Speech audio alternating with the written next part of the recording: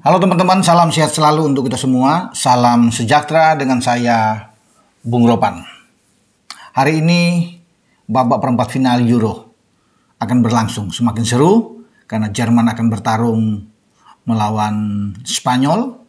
Kemudian pertandingan lain yang tidak kalah hebatnya dan menegangkan pasti akan berlangsung antara Portugal menghadapi Prancis. Duel ini saya pikir akan berlangsung dengan sangat baik. Kita akan menanti di Volkswagen Stadion di Hamburg. Dan Portugal tetap akan mengandalkan CR7 di garis depan. Memang belum pernah mencetak gol sebiji pun dalam 4 pertandingan terakhir bagi CR7. Kecuali dalam tos-tosan atau adu penalti. Kemarin bagaimana mereka bisa menang, dan itu terlihat jelas bagaimana faktor mental dari Portugal yang membuat mereka itu tampil oke dan bisa melaju sampai sejauh ini ke babak 8 besar. Dan Portugal bukan tidak mungkin akan mengulangi lagi apa yang mereka lakukan pada 2016 ketika menjadi juara di Prancis dengan mengalahkan tuan rumah Prancis. Dan inilah saatnya yang dinantikan karena ada aroma tentunya ingin balas dendam bagi Prancis ketika mereka dipermalukan di kandang oleh Portugal. Dan bagi Kylian Mbappe dan kawan-kawan, kesempatan itu harus dimanfaatkan ketika kedua tim ini bertanding di babak 8 besar untuk mencari tiket menuju ke semifinal. Karena pemenang antara Portugal dan Prancis akan menantang pemenang Jerman dan Spanyol ya untuk bertanding di babak semifinal. Pada Sabtu malam juga akan ada pertandingan Inggris dan Swiss di Esprit Stadion di Düsseldorf, dilanjutkan pada dini hari nanti minggu dini hari antara Belanda melawan Turki. Tapi yang orang tunggu pasti duel Jerman dan La Furia Roja ya akan berlangsung malam ini jam 23.00 disambung dengan Portugal dan Prancis. Apakah Cristiano Ronaldo bisa mencetak gol untuk pertama kali? Ya, itu semua tergantung dari situasi dan kondisi lapangan di mana pemain-pemain Portugal harus yang mensupport Ronaldo, memberikan umpan-umpan matang kepada CR7 sehingga CR7 mampu memecah kebuntuan dia sejauh ini. Memang kalau bicara di Euro secara keseluruhan CR7 ini yang terbaik di antara semua pemain. Yang paling lama juga, ini satu legenda yang luar biasa di Euro, 6 pentas Euro sejak 2004 di saat mereka menjadi tuan rumah saat itu dan Yunani menjadi juara, dia tidak pernah absen. Ya, ini luar biasa dengan usia sekarang 39 tahun ya, dan dia masih punya kecepatan, fisiknya masih oke. Perlu kita anjungkan jempol. Dia membuat 14 gol sejauh ini di seluruh rangkaian penampilan dia di Euro, lebih tinggi dibandingkan legenda Prancis Michel Platini yang hanya mencetak 9 gol dan Ronaldo masih ada di lapangan. Kalau dia bisa mencetak gol lagi akan bertambah tentunya jadi 15 gol dan semakin sulit disaingi oleh pemain-pemain lainnya di arena atau di kancah Euro. Makanya saya bilang tadi ini tergantung dari Bruno Fernandes, Palhinha, Vitinha, Bernardo Silva, Rafael, Leao yang berada di lapangan untuk bisa mendukung Ronaldo, memberikan asis terbaik sehingga Ronaldo bisa membuat gol ke gawang Prancis yang dijaga oleh Maignan di sana. Tapi ini kan tidak mudah.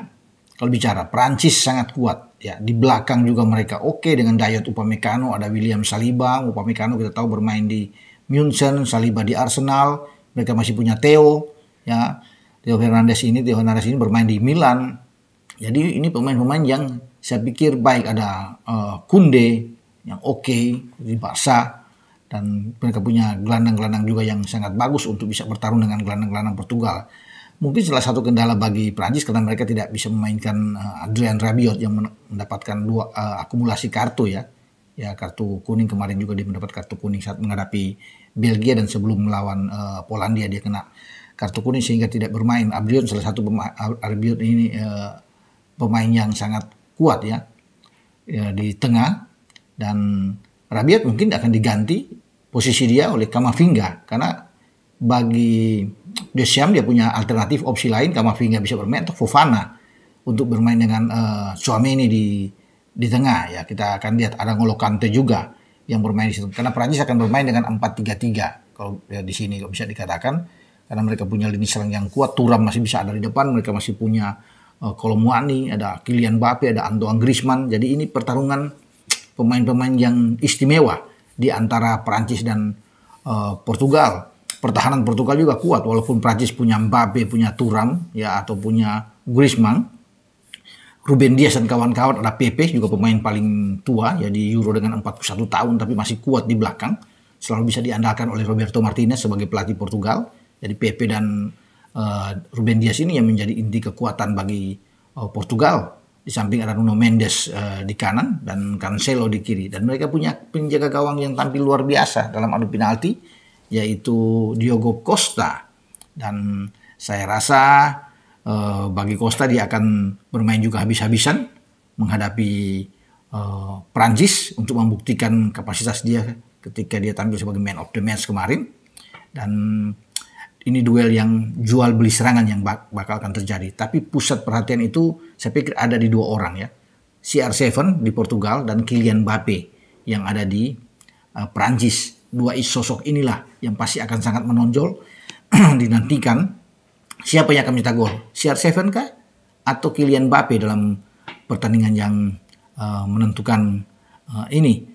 Saya kira untuk posisi ini 50-50 ya. Lebih banyak ke faktor imbang untuk pertandingan antara duel dua tim ini. Tidak mungkin juga akan masuk dalam masa perpanjangan waktu, ditentukan lewat adu penalti, bisa saja kedua tim. Terakhir ya di Euro, kalau bisa katakan dalam edisi yang lalu di Euro, kedua tim ini bermain 2-2. Ronaldo mencetak 2 gol untuk Portugal dan Karim Benzema 2 gol bersama dengan Prancis. Tapi kalau di Euro yang saya bilang di awal tadi, Portugal mempermalukan Prancis ya di final saat itu 2016, dan gol satu-satunya bagi Portugal diciptakan oleh Eder, dan Ronaldo tidak bermain memang di babak final, hanya menyaksikan dari pinggir lapangan untuk memberikan support terhadap teman-temannya. Sekarang dia berada di lapangan dan dia ingin mengakhiri karir dia tentunya, karena dia tidak akan tampil di Euro 4 tahun depan nanti. Ini adalah terakhir bagi Ronaldo di Euro dan dia ingin mempersembahkan gelar juara. Namun tidak mudah memang perjalanan bagi Portugal. Kalau mereka bisa melangkahi Prancis, mereka masih harus akan bertarung dengan Jerman atau dengan Spanyol yang akan menjadi lawan mereka di babak semifinal. Pertandingan lainnya melibatkan Inggris dan Swiss juga agak ramai di Düsseldorf. Saya pikir Inggris juga harus berhati-hati karena Swiss sedang bagus setelah menyingkirkan Italia. Mereka punya pemain-pemain yang baik ya, yang membawa Bologna ini di Serie A itu lolos pertama kali ke Liga Champions dalam 60 tahun terakhir. Remo Freuler ya, dan Ndoye adalah pemain-pemain terbaik dari Bologna yang bermain di Serie A. Ada juga Michael Albizer, 3 pemain yang berada di Swiss. Dan Swiss itu ya, pemain-pemainnya itu memang luar biasa. Jan Sommer ikut membawa Inter Milan juara, saya pikir di Serie A.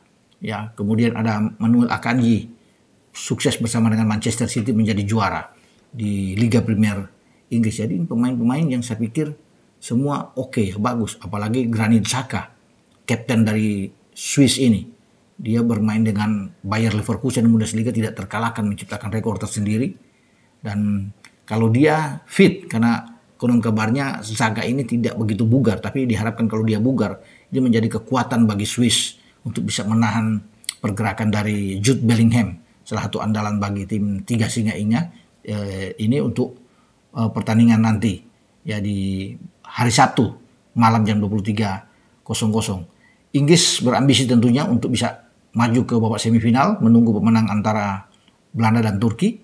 Dan mereka harus bisa menjadi juara pertama kali dalam sejarah mereka, karena Inggris belum pernah menjadi juara. Tapi sebelum itu mereka harus bisa menyingkirkan Swiss.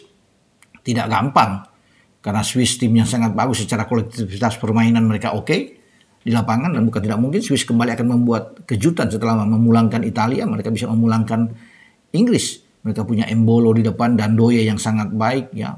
Remo Freuler, Albizer di tengah, Xhaka.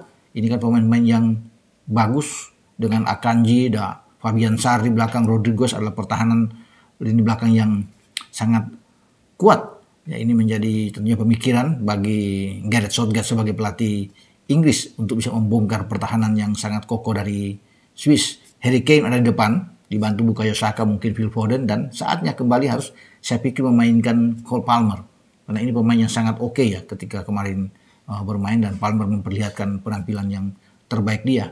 Semoga dia dimainkan oleh Southgate dalam pertandingan menghadapi Swiss.